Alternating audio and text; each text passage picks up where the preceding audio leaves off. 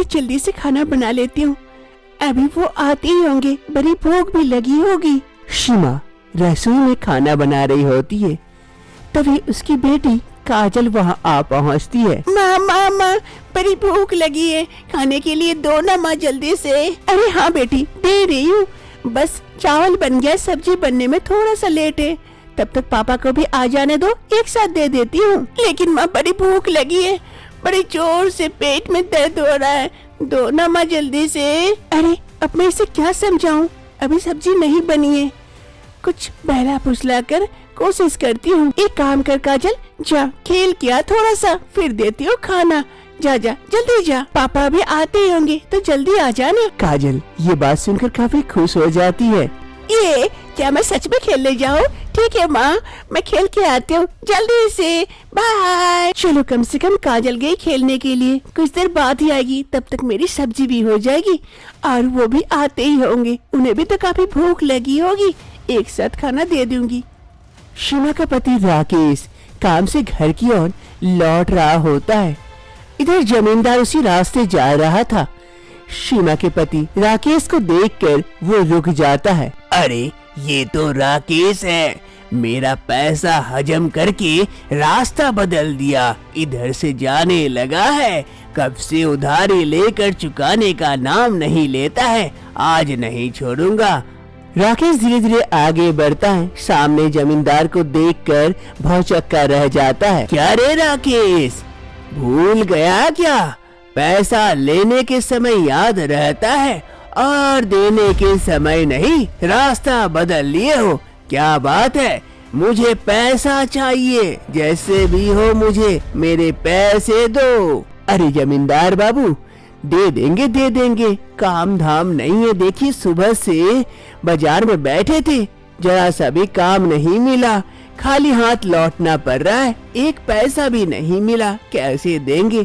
कुछ दिन मोहलत दे दीजिए, आपके पैसे चुका देंगे। अरे वो सब मुझे मत समझाओ, काम है कि नहीं, मुझे तो मेरे पैसे चाहिए, वरना मैं आदमियों को लेकर तुम्हारे घर पहुंचता हूँ, फिर देखना क्या होता है। सबके सामने बेइज्जती करके घर से सामान फेंक के अपना पैसा मैं खुद ले लूंगा।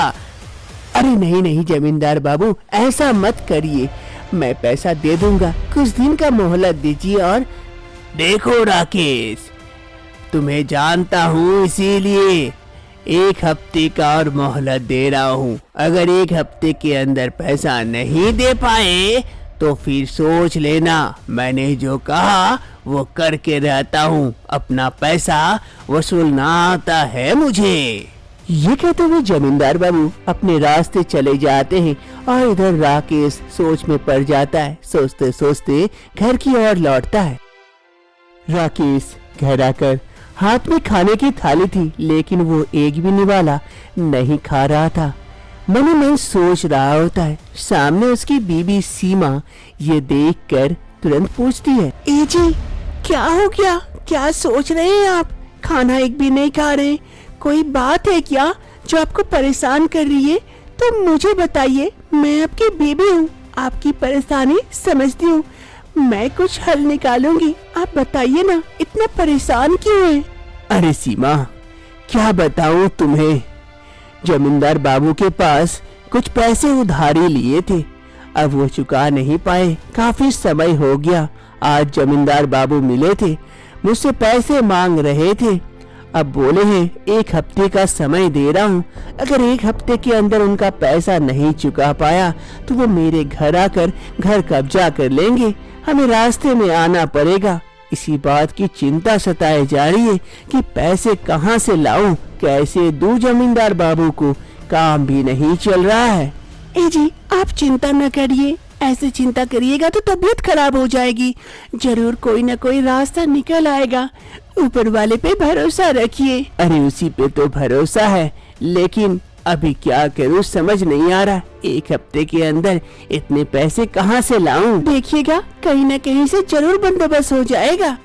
काफी कोशिश करने के बाद राकेश को खेत में काम मिल जाता है, वो खेत में काम करने लगता है।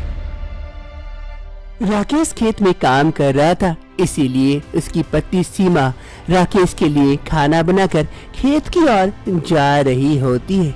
रास्ते में एक साधु बाबा बैठे हुए थे। उस साधु बाबा को बड़ी तेज की भूख लगती है। अरे मैं थक भी गया हूँ, बड़ी तेज भूख भी लगी है।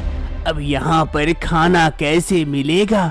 गांव जाता तो कुछ मिल जाता, लेकिन यहाँ पर कैसे? गांव तो काफी दूर है।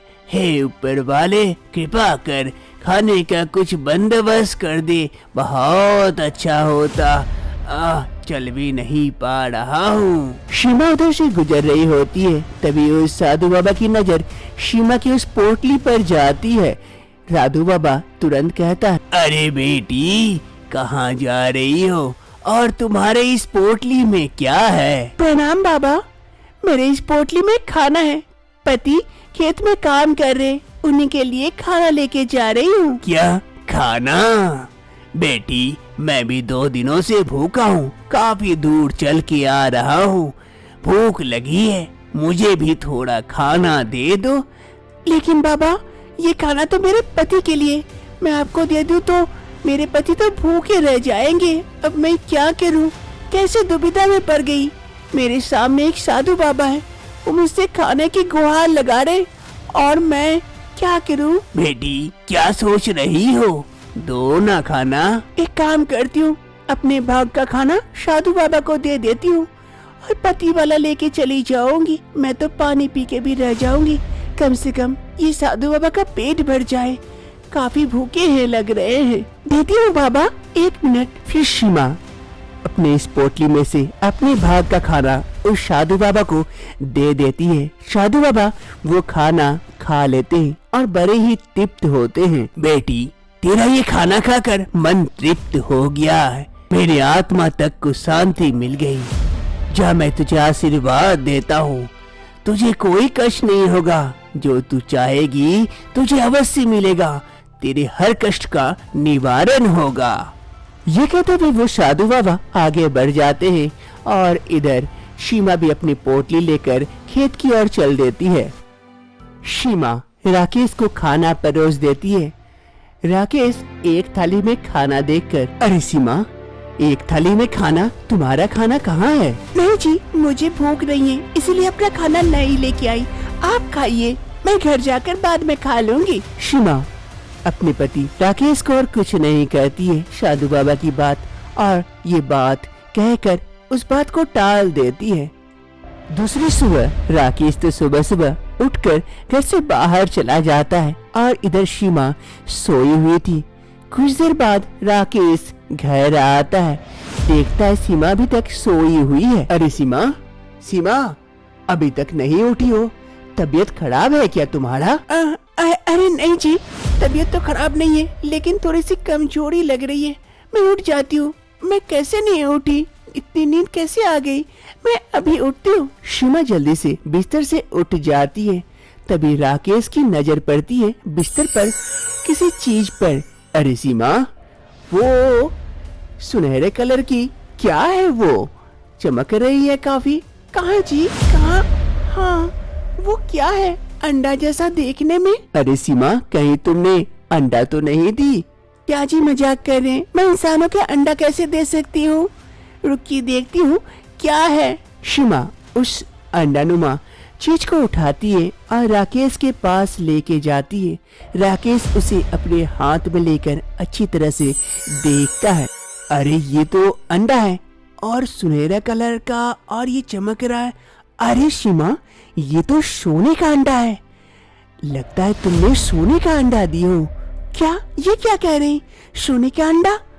ये तो बहुत कीमती होगा जी, यहाँ कैसे आया? ये तो तुम्हें ही पता होगा। तभी सीमा को उस साधु बाबा की बातें याद आ जाती है। लगता है ये उस साधु बाबा का आशीर्वाद का फल है, जो मेरे कष्ट ऐसे खत्म हो जाएंगे मैं कभी नहीं सोची थी। ए जी, एक काम कीजिए, आप इस सोने के अंडे को बेच दीजिए और उस जमींदार बाबू के सारे पैसे चुका दीजिए, ताकि हमारा ये घर बचा रहे। कम से कम रहने की जगह तो मिलेगी।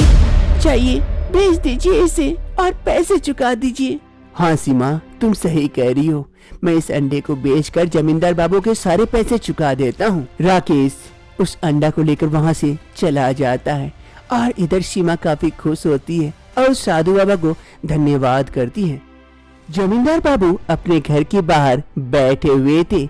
राकेश उस सोने के अंडे को बेचकर सारे पैसे लेकर आता है। जमींदार बाबू राकेश को देखकर, अरे राकेश, क्या बात है, आज इधर से रास्ता भटक गए हो क्या, या पैसे चुकाने आए हो? अरे जमींदार बाबू, सही कहा आपने, मैं आपके सारे पैसे चुकाने ही आया हूँ। ये लीजिए आपके सारे पैसे, जितने उधार लिए थे, सूद सहित सब कुछ है। आगे से आपका उधारी मेरे पर और नहीं रहा, सब खत्म। क्या इतने सारे पैसे अचानक से तुम्हें कहाँ से मिल गए? लॉटरी लगी या खजाना हाथ लगा? अरे जमींदार बाबू, वो छोड़िए, मुझे लॉटरी लगी या खजाना, आपके पैसे आपको मिल गए, बस इतना ही देखिए। चलिए मैं चलता हूँ।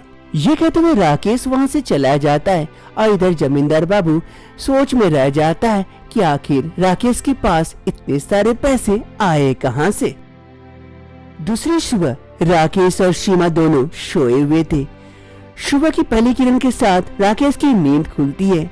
वो जैसे ही उठ के खड़ा होता है, देखता है सामने कुछ चमक रही है। ध्यान से देखता है तो वो भी सुनहरे अंडे थे। ये देखकर राकेश खुश हो जाता है। अरे सीमा, सीमा उठो, देखो ये सोने के अंडे फिर से तुमने दिए।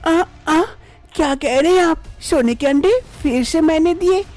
ये तो बहुत अच्छी बात है जी। हाँ, लेकिन हमें ऐसे इन अंडों को बेचकर इनके पैसों को खराब नहीं करना चाहिए। हमें कुछ करना चाहिए।